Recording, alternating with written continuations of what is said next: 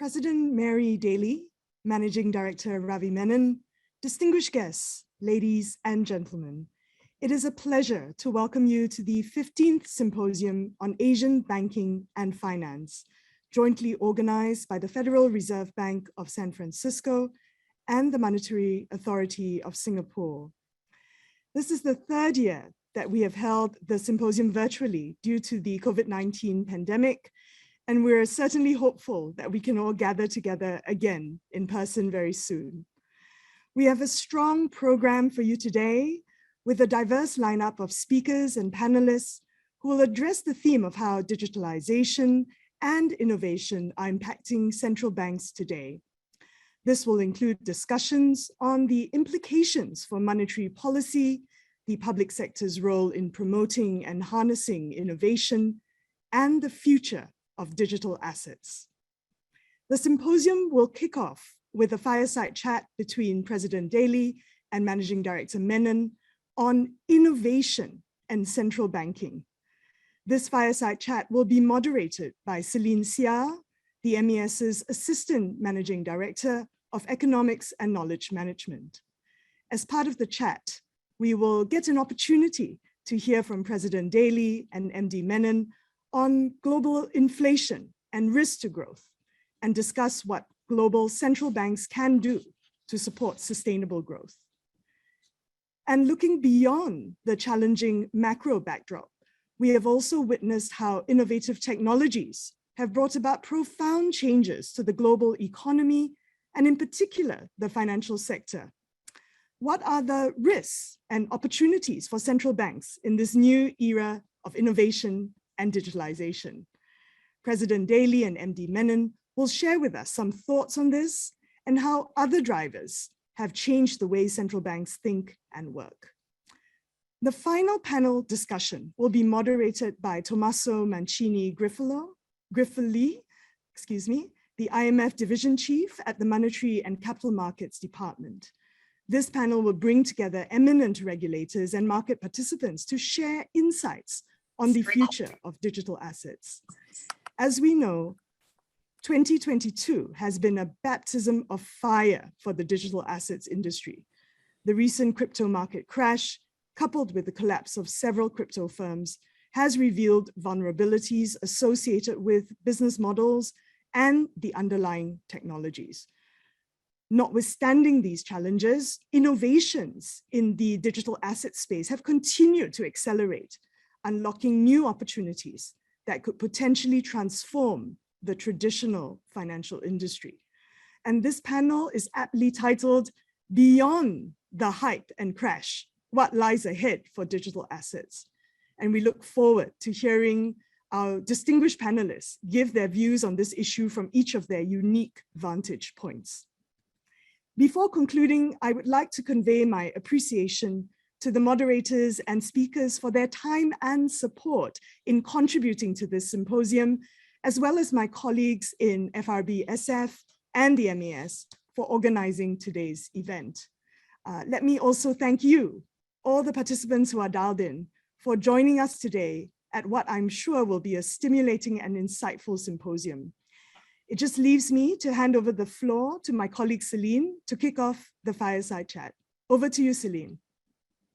Thank you, Gillian, and warm greetings to everyone in this symposium across time zones.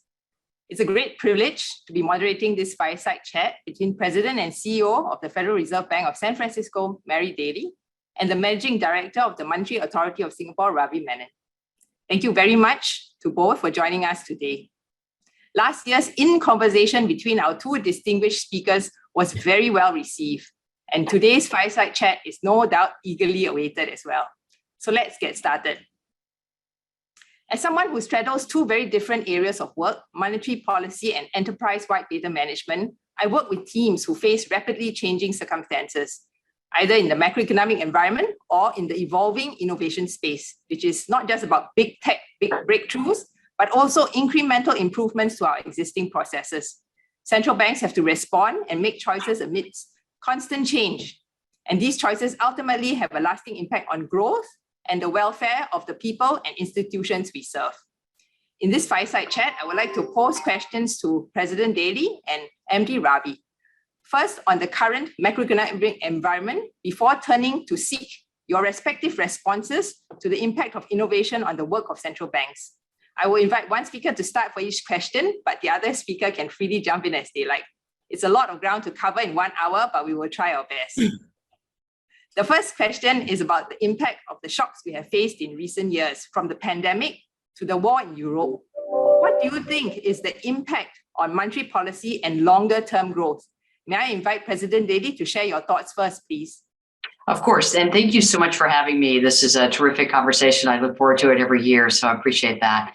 So, that's a very important topic, is how will the shocks that have hit our economies globally, the pandemic, the terrible war in Ukraine, throughout affect monetary policy, but also longer term growth. And let me start with monetary policy and the important thing that's going on right now, which is inflation is high in almost every country. And that's really an outgrowth of the fact that we recovered demand more successfully after the pandemic first hit than we have recovered supply. And so there tends to be this large supply and demand imbalance across the globe. And that demand supply imbalance was worsened by the war in Ukraine, which further constrained energy and food supplies. So inflation is high, and that affects monetary policy directly, because one of the goals that all central banks have is to keep inflation low and stable.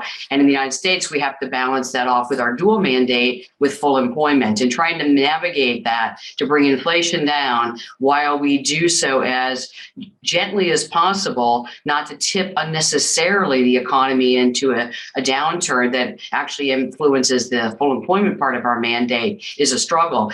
The important thing about all of this right now is that we're doing this not alone in the United States, but of course globally. And so every central bank is really having to raise interest rates, and we are looking at some of the same factors affecting all of our economies. And so it's one of those times central banks make policies for their own country, but we always have to have a global mindset. And now I think more than ever, we're highlighted that what one country does affects the prosperity and the headwinds or the tailwinds of every country. And right now all of us have pretty fierce headwinds blowing against us. So these are things that are affecting our today, but I'm always mindful of how they affect our tomorrow. And that's why it's so important to me, frankly, to navigate through this high inflation environment as carefully as we can, so that we don't leave longer term damage to our labor market or to our expectations, things that generations after us will pay the price for. So that's a lot of work, but we are resolute and committed to doing it.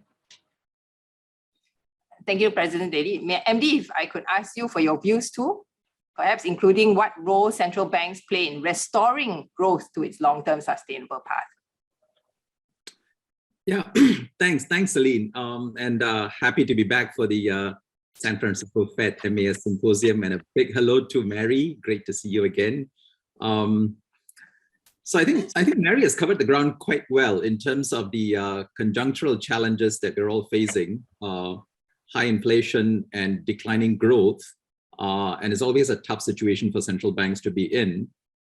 Engineering a soft landing is no mean feat, and all of us are trying to bring inflation under control without excessive damage to the economy. The slowdown is inevitable; it's necessary. It needs to relieve demand pressures, but we hope to do it in a way that is not too painful. We'll see. But I think since Mary has covered that ground quite well, I just want to touch on some of the medium-term big issues relating to inflation that have been brought forward by this episode. I think we'll get the current bout generally under control, but I'm more concerned about the medium-term inflation outlook. And that is looking, well, it does look, it's going to be higher than before. The three big changes brought by the pandemic and the war, changes that are going on in the labor markets, which I think all of us are trying to better understand. Two, supply chains, something is going on there, which we need to get a better handle on. And three is energy security and what it means. Let me just quickly take each of these in turn. And it's important for central banks to understand these things. First, labor market. There are some transformations in the labor market that may turn out to be long-lasting. First is the transition to remote work and what it means. both Mary and I are doing this from home. So that itself tells us something. I guess for both of us, it's more convenient to do this from home than from the office. Now, this larger shift towards hybrid work arrangements in many ways are probably an efficiency and productivity enhancing, but it also has implications for location decisions and travel decisions, and these have implications also for productivity, for inflation, and for growth. In a city-state, it's easier for Singapore. Working from home in the office, you're still contained within the city, but in larger economies like the US and UK, working from home may well mean working in the suburbs or in a different state. And that, I think, is one of the phenomenon that is playing out. Second, I think there's a shift in worker preferences away from what you might call contact-intensive work, partly driven by the pandemic, but I think a general sense of vulnerability. And we are seeing, at least currently, labor shortages in so-called contact-intensive sectors. Now, whether this is going to be extended, we don't know, but it is leading to tight labor market and strong wage growth in these sectors. So this is another medium-term phenomenon we need to watch. Of course, there's a reduction in labor force participation. This is, I think, used to be more pronounced in the US. I think there's been some recovery, though at the pre-retirement age, it seems that it is a little bit more structural. Again, too early to tell, and I'm sure people at the San Francisco Fed and elsewhere are studying these questions very deeply. But all of them have deep implications. Now, monetary policy can't do much about labor supply. We need to understand it very well because it has got implications for productive capacity and for inflation. So it's not an appropriate response to long-term supply side factors. But we need to understand these structural adjustments, and we need to work with our governments on appropriate and smart labor policies that can maximize the labor supply and optimize the labor supply. Second, very quickly on supply chains, there is a tendency to put greater emphasis on resilience than on efficiency, and I think for very good reasons. Different countries and different companies and firms are doing it in different ways. Diversification is one. Nearshoring or friendshoring or onshoring, these are other ways in which this is being pursued. There is a risk that some of this may generate excessive inefficiencies, fragmentation of the global economy, and reducing the interdependence between countries. And also reducing cross-border interactions. So there are serious questions about what this means for technology transfer, for productivity and efficiency gains, and so on. But the reasons underlying these shifts are also very understandable. The pandemic and the war have made it quite apparent. How this plays out remains to be seen. The third and last one, very quickly, energy security. So now I think there is greater confluence between the objectives of tackling the climate crisis, enhancing energy security, and addressing inflation. They can be complementary. In the short term, I think there are conflicts and trade-offs. But in the longer term, addressing the climate challenge and enhancing energy security go in the same direction. Rather than depend on imported fossil fuels, we're all better off from energy security and environmental sustainability point of view by switching to renewables in our own markets. But in the short term, it is going to come with a cost. Phasing this in may have an impact on inflation because at this point, they are still, clean energy is still more expensive than hydrocarbons in many parts of the world. The transition costs, therefore, could affect price stability. And we've seen some of this impact arising from the war in Ukraine, which has driven energy prices. And energy prices are now having a more pervasive effect across the economy compared to 20 years ago. And then, of course, the switch to clean energy will mean demand for a variety of components and minerals that are used in solar farms and wind farms, electric vehicles, and so on. Items like lithium, nickel, cobalt. And so there is also concern about greenflation, at least in the short to medium term, though I think in the long term, technology should drive those costs down and supply should increase capacity. But it interplays with the earlier point I made about supply chains. Now you have new supply chain configurations in the clean energy space that would also draw a lot of attention. So I think central banks and monetary policy, we're not at the forefront of all these structural changes, but our role cannot be underestimated because amidst all this, we need to maintain price stability that gives confidence. It is a pillar of an efficient financial sector, and of course, also financial stability, so that these necessary technological advancements and adjustments are not disrupted due to liquidity shocks. I would just close off by saying that I know there's a debate about how much central banks need to be involved in some of these broader areas. Speaking purely from the MAS perspective, two areas where we have leaned in. One is the promotion of digital technologies in the financial sector. It doesn't necessarily draw from our role as a regulator, though it is related, but because we have a developmental mandate, digital technology is an area we have been pushing quite hard. We are also leaning in hard on supporting climate policy objectives. Again, not in a direct way, but an indirect way. And I think the facilitative power and convening power of central banks and regulators in this regard can't be underestimated. Yeah, I'll stop here. Thanks, Aline. Thank you, MD. President Daly, would you like to add to those really quite sticky issues that central banks now have to worry about? Well, I think what I'll do is, I thought, Ravi, that was really well said, all the details of that. I'll just, if I may, just lift up to what does that mean when we look at on the landscape, and how does it look different, the future landscape, than it did when we entered at the pandemic?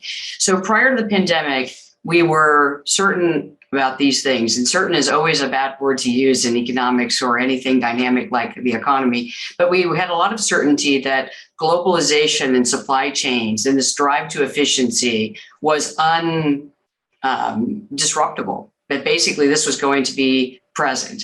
We also believed strongly that we were going to have a low neutral rate of interest coming out of that's just going to be with us, and that this was going to really make it hard for central banks anywhere to get inflation up to target.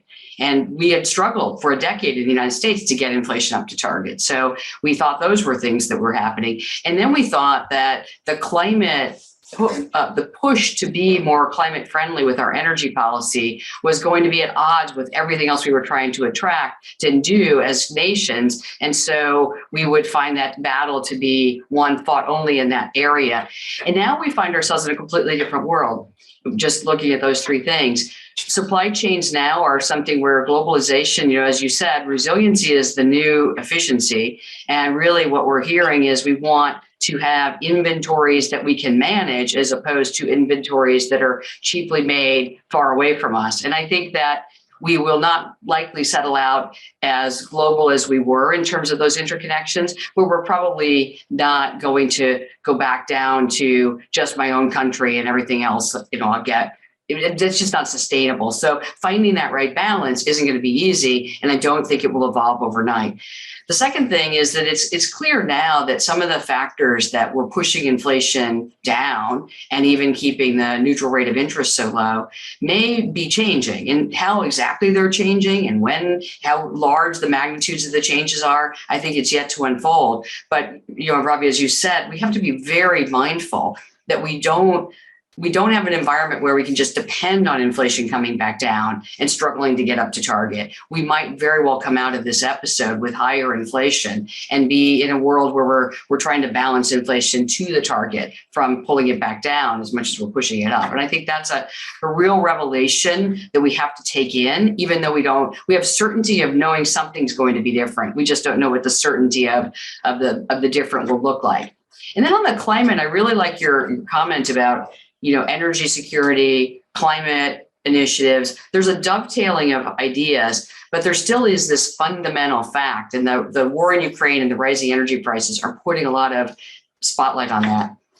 there's a short-term issue and there's a long-term issue. In the long run, you don't get many people who disagree we should move to renewables and be able to generate more of them without fossil fuels. In the short run, the transition costs are high, and we're about to go into the European winter. And we're going to see how hard those transition costs are, because as much as they want to move to this more renewable state footprint, they are pressured by the fact that you have to be able to cook your food, heat your homes, run your factories, and energy supplies are constrained. So I think that whole dynamic of how we as a society, a global society, take this on has fundamentally changed in the last couple of years, but we still have to plan effectively for the transition, because otherwise the transition costs are far higher. Thank you, President Daly. So we are in this high inflation environment right now, and for various factors that both you and MD have mentioned. And we have been grappling about whether it's supply side or demand side, depending on whether monetary policy can address it, and grappling with that issue. Could I ask if how do you think monetary policy can best address this high inflation, whether it is due to supply or demand side? Who should you start? Who should start? President Daly, if you could share your okay, absolutely, of course. So, I think there's a little difference in how much is supply and how much is demand by different countries. So let me speak specifically about the United States. This is a now well-studied topic, because we've had high inflation for over a year. And the consensus seems to, people argue about, is it a 10th here or a 10th there or a percent, but the consensus seems to be about 50% of the excess inflation comes from excess demand, and about 50% comes from excess supply. And there's a variety of ways people have decided or tried to estimate that, but that really shapes up that way. Now, in terms of what the monetary policy can do, well, our tools are designed exactly to bridle demand. So we raise the interest rate, which we have been doing, that pulls back the reins on demand and brings demand more in line with the available supply.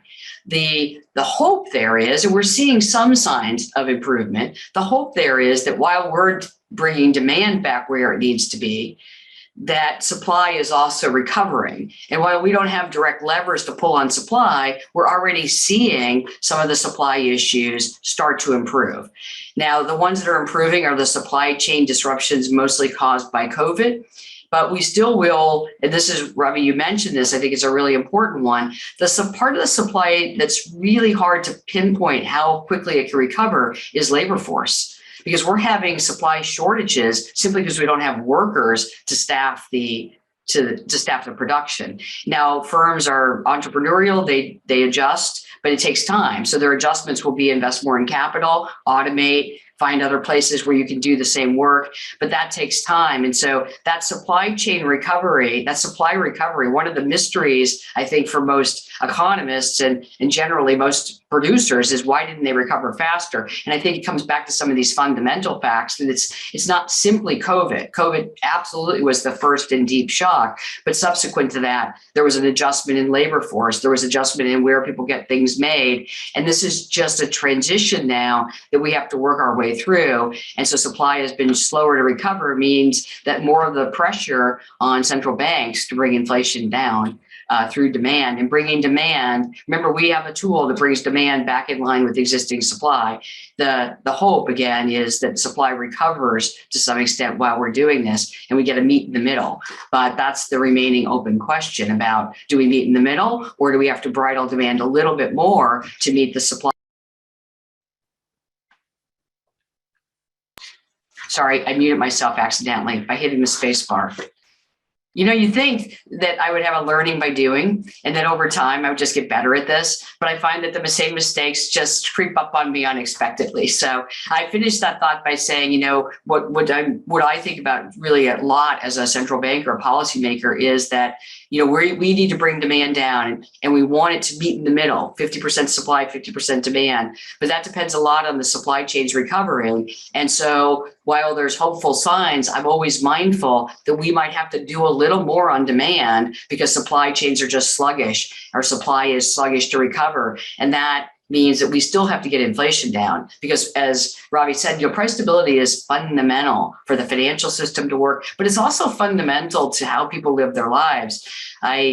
I really have heard again and again when I'm out in my district and across the United States talking to businesses, communities, workers, that people want both jobs and price stability. It doesn't serve you very well to have a job if your real wages fall every month because inflation erodes them. So these are things that fundamentally go together, and our job is to do as much as we can to generate them again. Thank you, President Daly. MD, your thoughts too, please, on these issues that confront us. Yeah, no, I think Mary has put it very well. I'm thinking what else is new that I can add. I'll just say that I agree that the inflation has been the result of a combination of both supply and demand. I think that debate is passé. The exact combination varies from country to country. I would say Singapore is a lot closer to the US, that it is both supply and demand. We have a tight labor market. We're facing some of the same issues that the US is. In the US, labor supply has declined because of participation rates. In our case, supply has diminished because non-resident workers have left and not come back in full force yet. The UK situation is similar to Singapore post-Brexit and pandemic. They lost a lot of their labor supply, and that hasn't come back. I think the UK is also closer to Singapore and the US, combination of both. Continental Europe, I think, is more supply. They have excess demand problem, no doubt, not as acute as in the US and Singapore. I think in much of emerging Asia, it is mostly supply. They have not been growing too fast. In fact, they have been slower to reopen the economies. So if you look at Asia, they're not having excess demand on a big scale, but they are facing serious supply shocks, and it's just filtering through. The question that arises is that it would help if we took a risk management approach in seeing where the balance of forces is likely to be. And maybe it is time to revisit the old adage of looking through temporary supply side shocks. I'm trying to learn from the experience we've all had last year, when many of us thought that these supply disruptions were temporary, and unfortunately we use the word transitory inflation. But it turns out that supply side shocks can transmit into longer lasting effects. Again, goes back to a point I made earlier, we need to understand these supply factors and supply chain effects much more. I mean, the world has seen energy price hikes many times before, and central banks usually look through it.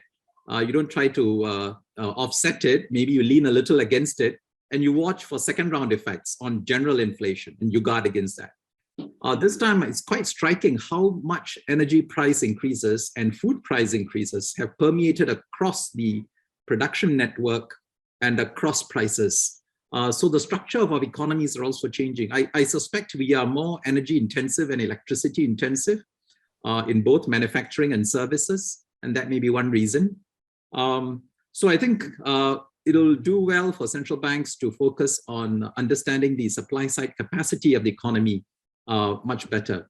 The other point is that sometimes the distinction between supply and demand is a bit blur.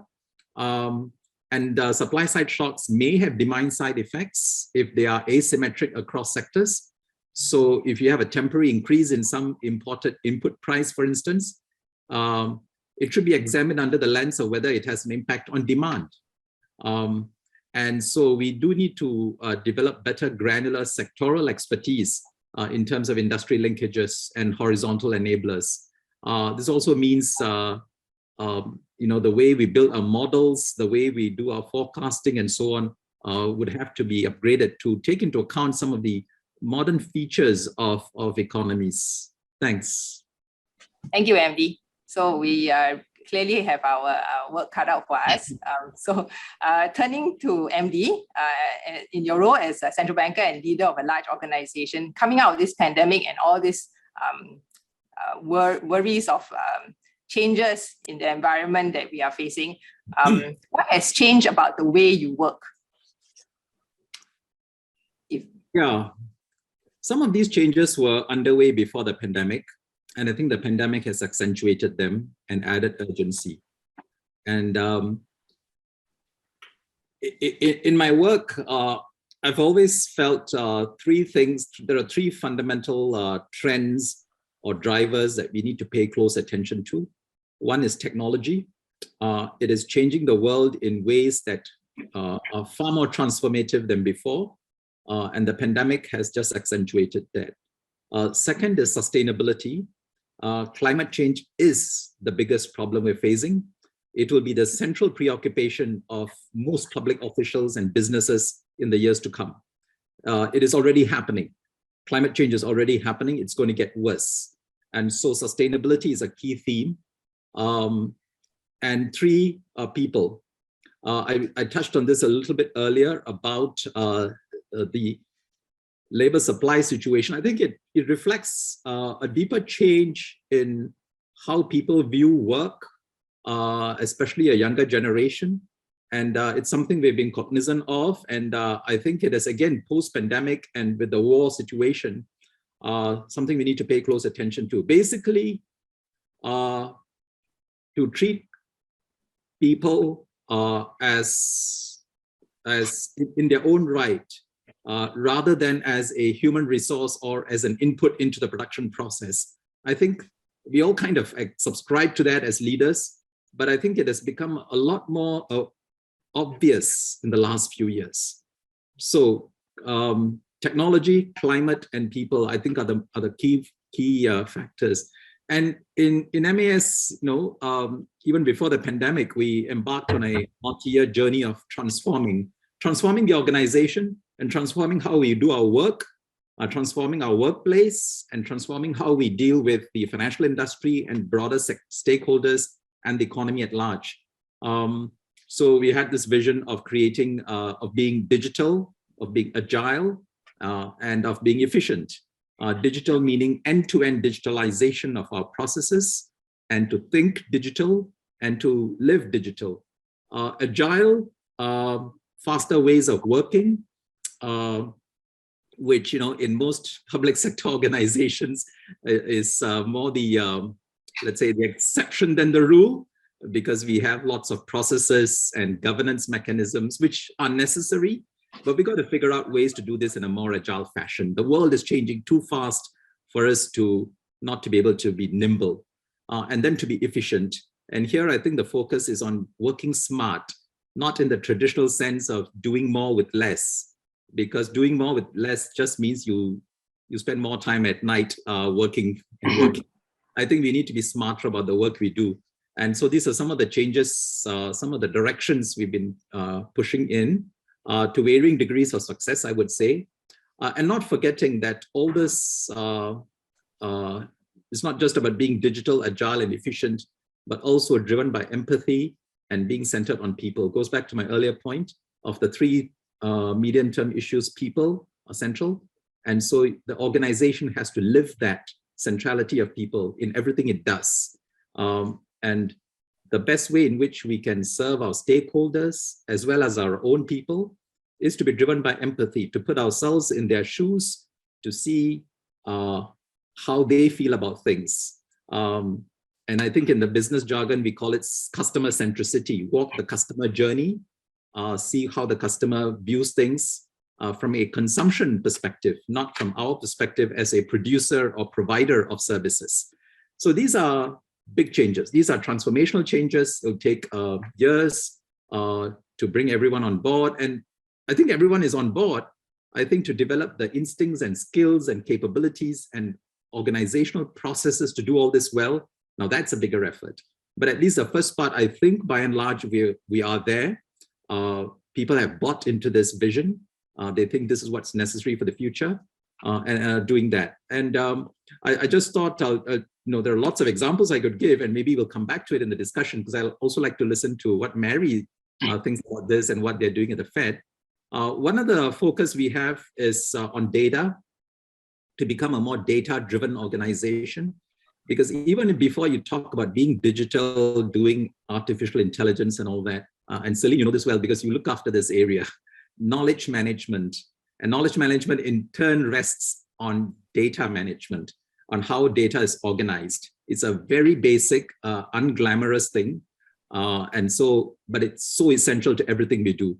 And so in our prioritizations, we put that at the top to build a data and knowledge platform where people can search and obtain relevant data in as quick a manner as possible from multiple sources straight into their workbenches and integrated into their workflows. And this is absolutely critical. And we need to do the same with the financial sector, where we can't wait for returns to come at the end of the month. We can't wait for annual returns and surveys. We got to find ways in which data flows seamlessly. And the big tech companies do this very well. And it's time that regulators and the financial industry also get their act together. So much of what we do in RegTech and SupTech is to be real-time and focused. Finally, I want to end off with coming back to people. One of the things that I've realized during the pandemic is how stretched people can be. They've all risen to the occasion. They've all, gone beyond the call of duty given the crisis, both a health crisis and an economic crisis. But this is not sustainable. You can't be in a crisis mode all the time. And I think protecting personal time is an important thing that we have done, where you do not intrude into a person's personal time after work.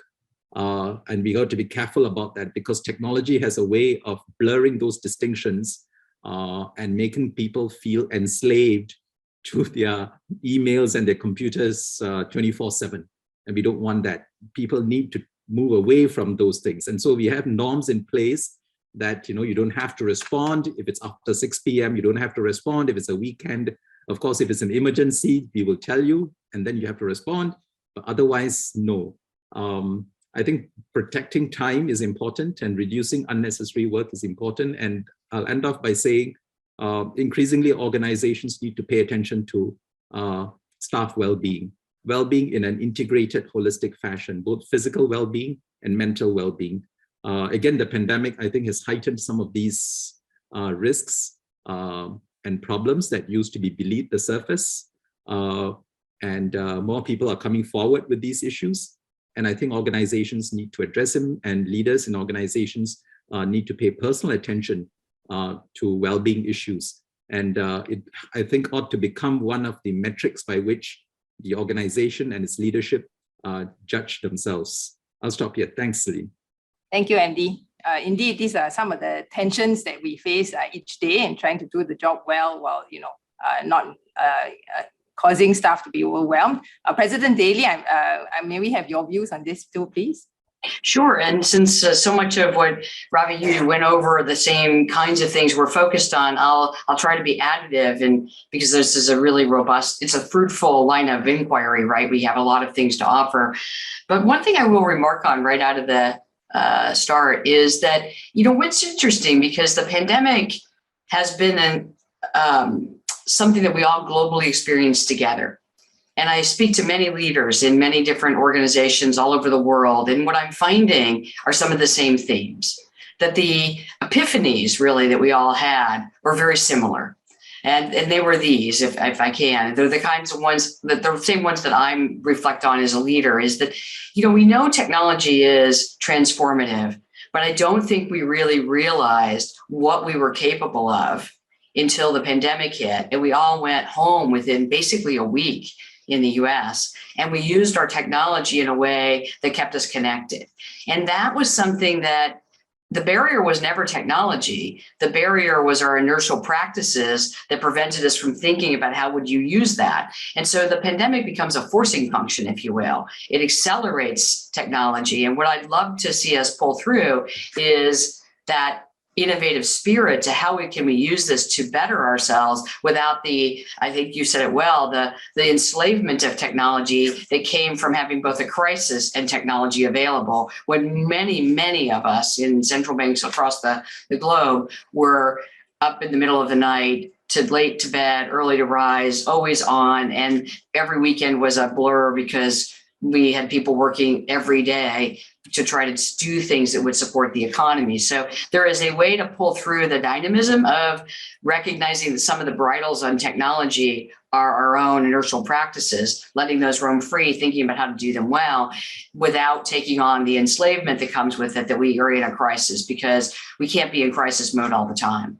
I think the other forcing function that this did is we had to realize, because we were all home, or because people were very ill and dying, and we lost a lot of people globally, that, in the end, people are not just widgets or inputs that we put into a machine and we spin them out, and that's how we do our production. They're actually individuals. They live in places like mine or places like yours, and they work, and they have families, and they have babies, and they have older parents, and they have neighbors, and they have their own needs. And so just that experience, I think, has humanized our teams to all of us. And I hear it from leaders, we have to be more people focused, because using them as if they're just inputs in a chain is not, one, it's not very productive in the end, but it's also not very empathic. It's not who we want to be as people. So there's this way now which we can get out of the work-life trade-off and start thinking that people are work-life integrated because they're individuals, and we have to make sure they have time. I had a phrase that I used a lot during the pandemic, and it was just one example of parenting is also essential work. And I think the idea that we allow people time to be parents, to be grandparents, to be, daughters and sons or community members, just themselves, just getting breathing time, that's a really important thing. And we were working hard on that in San Francisco about how do we learn from those things while we continue to be productive individuals in our work that we're doing, because our work is so mission driven. One thing that I think is really important, and I don't know the answer, but I have a certainty of purpose and an uncertainty of how we get there, right? It's one of those classic moments in central banking, but this is about people, is that, I really like the flexibility that we all learned we could have. Here I am, I'm about to go on a trip so I can work at home today, and you all are not evaluating what's in my room. You're still listening to what I say, because we've been training ourselves to not worry about how your room looks. I mean, the Zoom room people do that, but we don't do that. We just listen. So that's a very good thing. And this idea that we can work away from each other and still be productive together is a very good thing. I think it cuts down a lot of barriers. But there is an energy that forms when you're in a room with people, that the ideation, the innovation, the whiteboarding, and those things, I just don't know that they're completely replicable in a technology environment. So it's about striking that balance between having the freedom to do these things from home, but also having the interest and the return of that investment of being with each other and finding spontaneously something together you would not have found if you were on a Zoom scheduled meeting, because you would never have even conversed about it. You would get your business done and move on. So those are things that I'm really focused on, because the long-term growth of our economy depends on how people think about work, but it also depends on the generation of new ideas.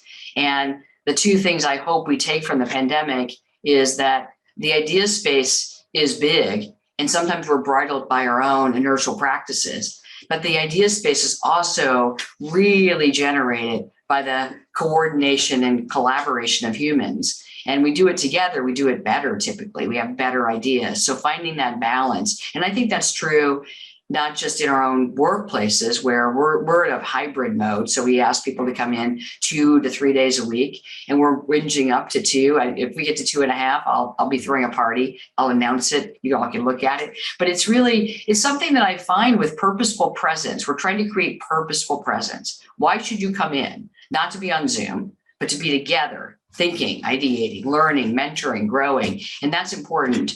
The final thought I'll leave you with is that ultimately, I think some of these messages are really important as we think through the longer run. So Ravi, you mentioned sustainability, which I completely agree with. We have a critical need to think about how we organize our energy production so that we can absolutely have renewables and not harm the climate and find ourselves in now a worse situation. We have the technologies and people to think about it. And I think now we have the will to do it. So that's a good outcome, but we have to be focused on it.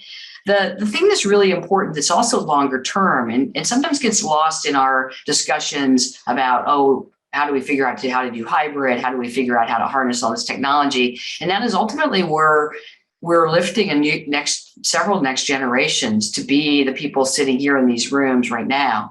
And to do that, I was reminding my own team, when I was younger, some of my best learning came from sitting next to somebody. Sometimes it was on a plane traveling somebody and I was the deputy on the trip or something. And I just watched how the person interacted. I worked for Janet Yellen when she was president. And so how does she manage herself? How does she respond to questions? How does she do things? How is she in the world? And how does she run meetings? And just that day-to-day contact with people actually taught me a lot about how I lead and what I think about and how I look forward. And so I want to make sure that we're being attentive to giving that to our younger generations who are just coming into the ranks, because I think it might be challenging for them. You come out in a pandemic and you see people a lot less, and you don't get all that jump starting that I know I was a beneficiary of when I started my work career. And so I just want to be mindful of that as we go forward and pull that through. And that's another piece of the puzzle we're focused on in San Francisco. So to end the whole thing in a summary, Ravi, it's so what I find so interesting is we've been separated for 2 years, I guess the third year with a pandemic. And I left our event in Singapore that year prior to the pandemic thinking, wow, MAS and San Francisco Fed are doing so many things that are nearly identical. We're just doing the same things. And 3 years later, separated by all this time from the health, we're still doing the same things. We're talking about technology, agility, people, putting those things first, looking at the short-term crisis we find ourselves in, or short-term work we find ourselves in, but looking forward. And I just think that's another indication that we're humans, we're working on the same tough problems, and we do it together, we'll do it better. Indeed. Thank you, President Daly. Maybe a quick point, Celine. I just thoroughly enjoyed listening to Mary and how similar our challenges and our instincts are, separated by an ocean that is 1/3 of the Earth's surface. Just 2 points. One, fully agree with Mary. We've learned now to during these Zoom meetings, listen to the person rather than look at what's in the room. Though I should add, most of us would have noticed the boxing gloves hanging in Mary's room. Yeah, that can't avoid it. The other point is, I think both of us mentioned sustainability, and I just wanted to step back and, as I reflect over, looking back over the decades, given where I am at my stage in my career, the critical importance of sustainability in its broadest sense. Everything we do as central banks and as regulators, and I would say also what good governments should be doing, is to think about sustainability.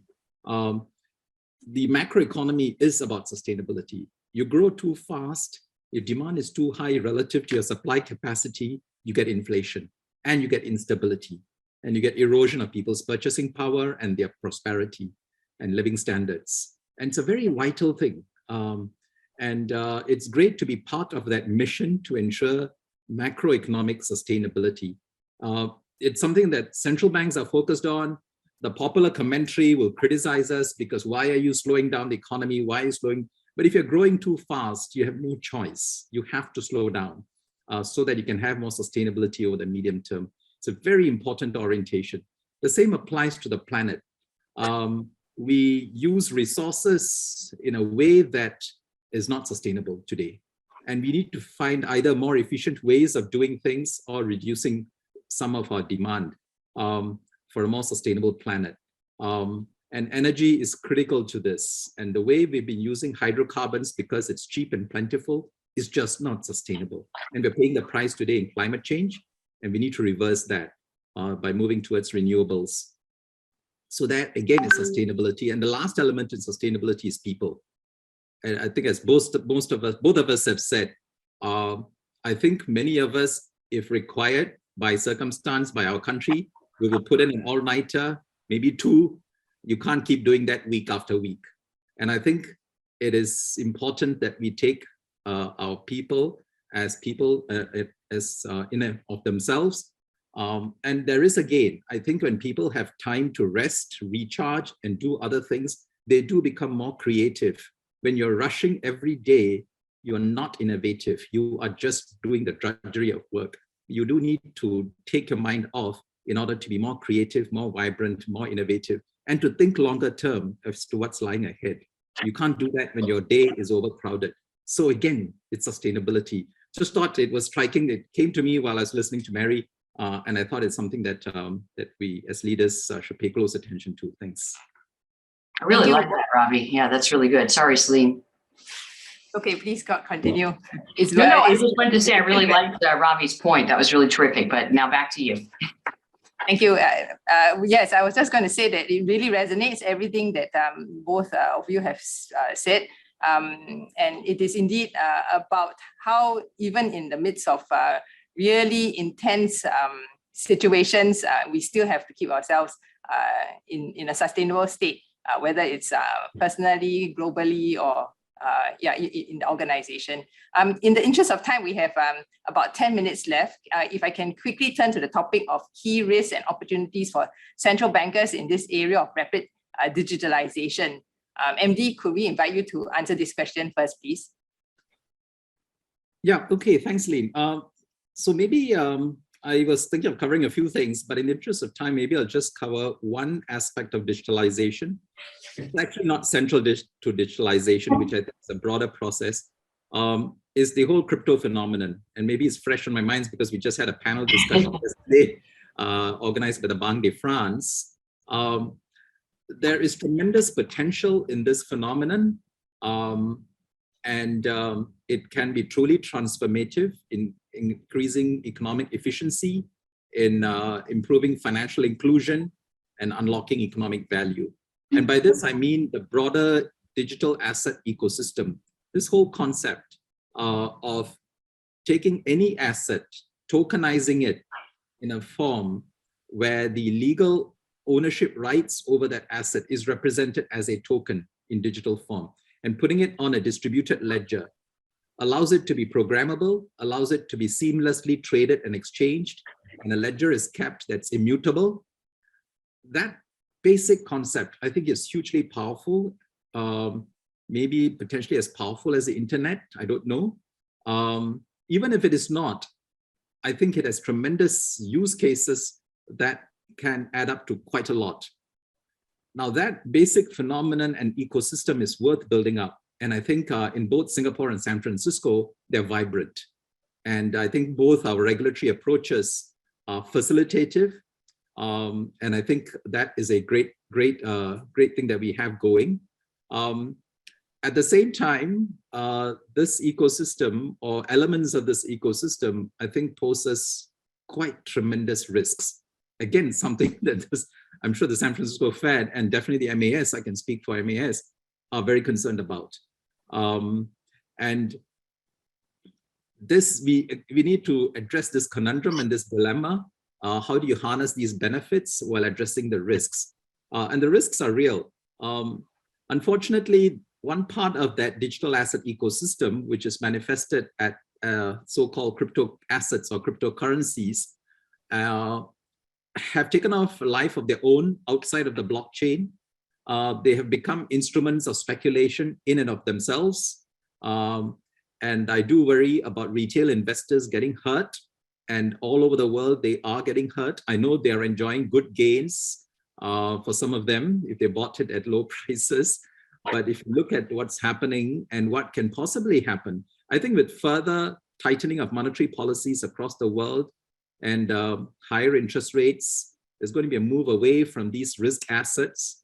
And I do worry about the people who have invested in them. It is really harmful. And we've got to find a way to keep people out of harm's way with respect to these investments in cryptocurrencies. The other one, of course, is money laundering risks and so on, which I think generally we are addressing reasonably well. They have not become a major source of illicit finance risk or sanctions evasion for that matter, but it bears very close watching, and you can't let up on this. And financial stability risks at this point are small, but as the interlinkages between traditional finance and the crypto ecosystem grows, you do get all kinds of contagion possibilities that we need to be watchful of. So we have a whole range of risks that we need to watch, not to mention cyber and technology risks in this space. At the same time, I know some countries have banned them and breathed down very hard on them.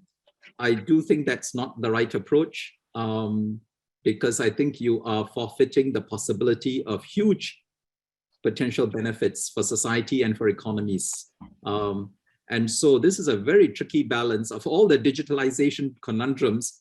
I think navigating the crypto space is probably the biggest challenge for many regulators and central banks today, finding that right balance, not to undermine innovation, but unfortunately it's in the nature of innovation that a good part of it goes into, let's say socially unpurposeful ways and in some ways socially harmful ways. And you got to be quite careful in how you manage it.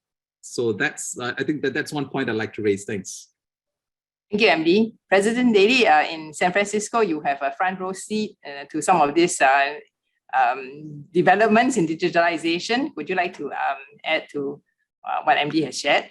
Sure. I think, so in the interest of time, I'll just try to, just as Ravi laid it out, you laid it out very well.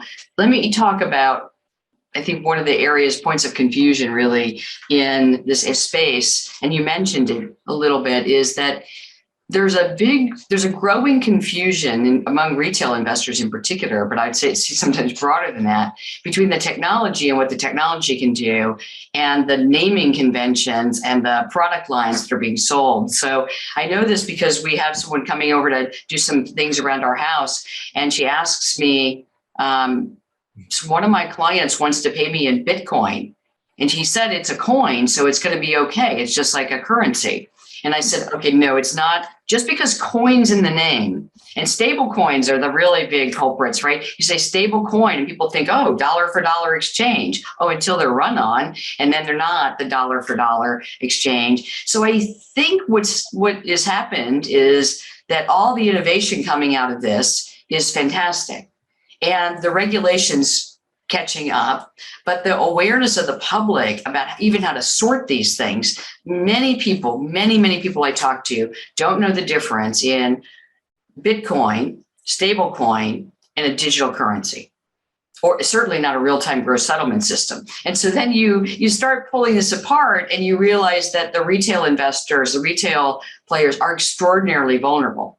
And that's where we have to, I think, really amplify what we're trying to protect in a way. I think we're more further along on money laundering and other things because we're very good at this in other spaces.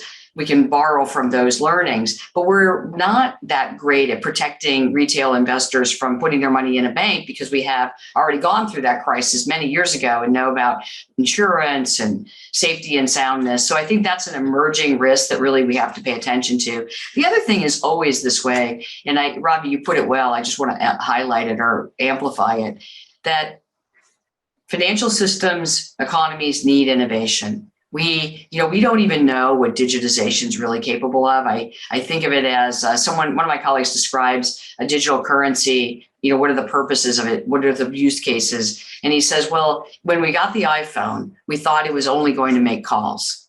And today it's so much more. It's because when you build something, then people find ways to utilize it. And I think that's a space we want.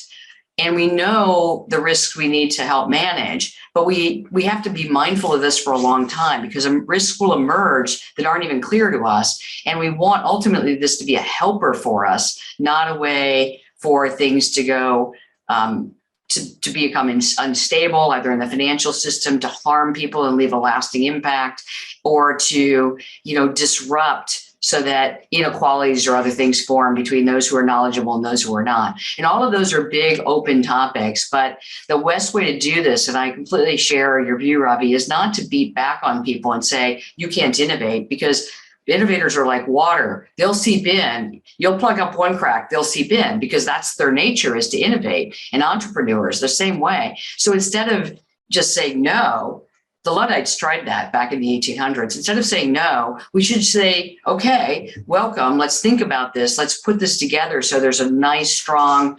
regulatory and supervisory environment for it. And we do it in a healthy and sustainable way, back to sustainability. So I think that's where the countries are now forming. I know, Ravi, you were on this panel with Chair Powell and Christine Lagarde, and Chair Powell said, you know, these are important things we have to do. And yet, you know, we're not ready to do everything yet. And I think that's exactly right. I'll just amplify that message. Thank you, President Daly. I think we can extend that question and the topic a little from protection of the consumer to perhaps about how digitalization can be harnessed by central banks to reduce barriers to economic inclusion. We can also extend the time a little bit because this conversation is so engaging. So we're good for time. If we just don't want to miss my flight or anything, you know. President Daly, would you like to elaborate on how economic inclusion can be enhanced through digitalization? Sure. I think that I'm just going to use these phrases with intention and thoughtfulness, because digitization has a lot of, I mean, think of how wireless helped people who could never get lines to their places because it was too expensive to put them in poor communities, and emerging nations really face this. That's the same type of thing that can happen. You don't have to go to a bank where there's either stigma, fear, structural barriers, et cetera. You can use the idea that you can transact without going to a place as a benefit. You can use your phone to get, Ravi, when I was there, you were showing me how you can use your phone to pay your son 50 cents or something. It was really quite nice. You can do these things, but you can't just think that they're going to form without some intentional work. And I'll give you this example. You know, fintechs are often, they'll come and they'll say, and they're really fun people to talk to, but they're business people. So you can't become confused if you're in a government or a regulatory environment or supervisory environment, that they're all about making access for poorer individuals that their number one priority, because they're trying to run a business. And so they're telling you what the use case is that could help those individuals, low and moderate income communities, people who are underserved in the financial system, but that's not their leading goal in most cases. And so then we have to be intentional about, okay, you're going to be doing these things. Tell us how you're going to accomplish these other goals that we have asked banks to accomplish in the United States. And so I think that's the real role that we can play as regulators and supervisors. Board of Governors makes policy. I supervise that policy, or we supervise those policies, but that's where we're really leading in. We have people in our supervision group and our community development group thinking about, what do these borrowers need, whether they're small businesses, individuals, and how can we help them connect to the rails? And then how can we communicate that back to these developing fintechs and other groups so that they know what the value proposition is? But I really do think that this could be helpful in the end, because it has a way to lower, it's basically a lowering the cost. Lowering cost reduces barriers, makes it easily accessible to people, puts it on devices that they're really used to, and allows them to build and save in the same ways that so many others have access to. But ultimately, it won't be done just by sitting back and letting it happen. I think we have to play a grounding role in talking about where the issues are, where some innovations would really improve them, and then hold these emerging companies accountable for participating in the same way that we historically have held other financial institutions that have been longstanding. Thank you, President Daly. In the last few minutes, MD, may I invite you to add to these thoughts? Let me just say that, I think the way central banks can contribute to economic inclusion is through facilitation. It's a bit different from our direct roles in monetary policy or financial regulation. I'll give, I think there are two ways in which, like, MAS is very involved in. One is payments. Payments is like a gateway into financial inclusion and economic inclusion. If you can receive and pay money in a digital way, it is potentially very liberalizing and democratizing, because it gives you access to the economy in ways that you did not have before. And which is why we are pushing very hard on payments connectivity, which we've achieved by and large within Singapore. And you make it costless. It has to be costless. It has to be seamless. It has to be absolutely secure. The next challenge is cross-border. Many small and medium enterprises and individuals and migrant workers, the people who are not at the center of financial inclusion and economic inclusion, they transact cross borders, and they face paradoxically higher cost and greater inconvenience than those who are better off, who have very good banking services, or the larger firms who have all kinds of very favorable arrangements with their finances. We need to solve this. And I think the Bank for International Settlements Innovation Hub is focused on this. And the language we use is, for central banks, this is a global public good. Payments is central to central banks and the commercial banking system. And we've not done a good job. We're still in the stone age of payments. It has hardly moved in the last, until about 10 or 5 years ago. And we need to catch up, given where the internet has gone, given where telecommunications has gone. I think payments, cross-border payments, is still too painful a process. So that's one way in which we can promote inclusion. The other one I mentioned earlier on is digital assets, and in particular, the concept of tokenization. If you can tokenize your assets, especially intangible assets, and assets that traditionally today you cannot monetize and you cannot use as collateral and you cannot trade, I think that is hugely liberating. And here I'm talking about the assets, the intangible assets of small and medium enterprises, farmers, resources and livestock, lots of such examples. And when Mary gave the example of, when fintechs come and make a case for inclusion, they're also out to make money. So I know there are some of them who do these good things using tokenization to expand financial inclusion, but many of them don't. They talk, but they don't do. And I remember asking one of the fintech applicants for a license from the MAS, can you tokenize the accounts receivable of a small and medium enterprise so that he can actually use that as collateral, he can use that to facilitate his business? He said, yeah. Then I said, are you doing it? Not quite. What are you doing mostly? I run a crypto exchange where people can trade and buy cryptocurrencies. Now, this goes back to, the potential is huge from tokenization, but it requires a bit of hard work. It's not going to pay off in a big way in the short term, at least. But if we can promote those kinds of activities, I think that is going to advance inclusion a lot more than traditional finance can. So I am a fan of these alternative methods. And in terms of disbursement of loans, for instance, I've often said, it's easier to borrow $1 million from a bank. It's extremely difficult to borrow $100 from a bank.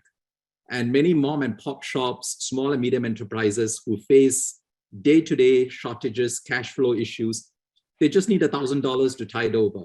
You can't get that from a bank unless you do a personal overdraft, which comes with big risk.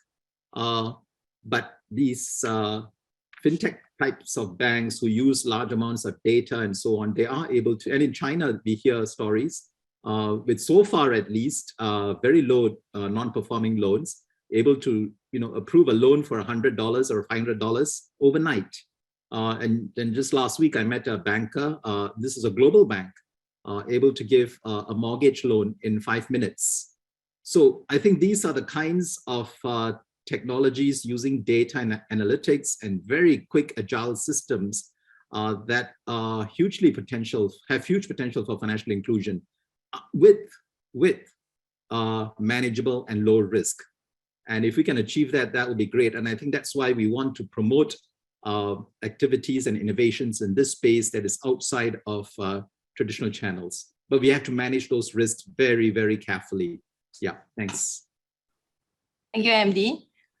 We have unfortunately run out of time for this very engaging conversation. It just leaves me to thank President Daly and MD Ravi for spending your time with us in the midst of a very intense time for central bankers, as we have heard in the past hour.